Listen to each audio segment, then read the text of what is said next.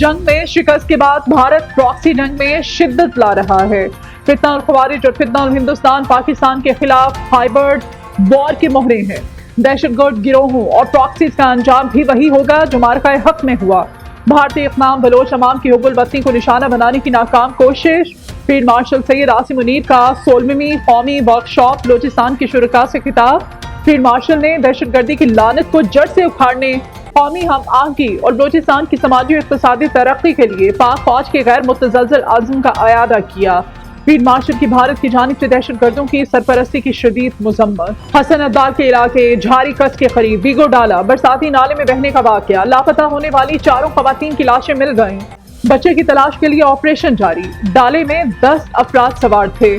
Rescue اہلکاروں نے 5 افراد کو زندہ نکال کر محفوظ مقام پر منتقل کر دیا تھا۔ روس میں 8.8 شدت کا طاقت پر زلزلہ، علاقے کی عمارتیں شدید متاثر، پورے بحر الکاہل میں سونامی الرٹس جاری۔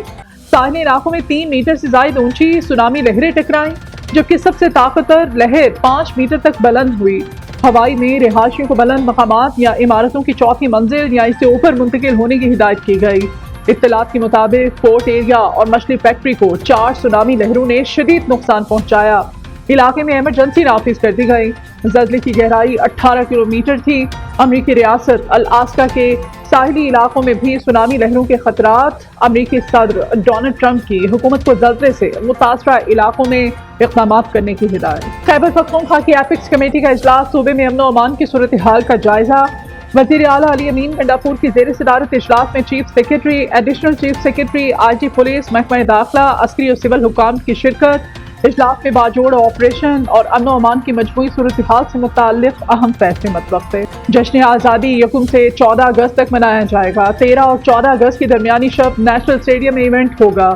سی بی یو پر جشن آزادی کی بڑی تقریب ہوگی۔ وزیر اعلیٰ سندھ سید مراد علی شاہ کی صوبائی وزراء شرجیل انعام میمن اور ناصر علی شاہ کی ہمراہ کراچی میں پریس کانفرنس۔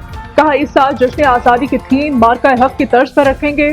اپنی قوم کو موبلائز کریں تاکہ انہیں آزادی کا پتہ چل سکے۔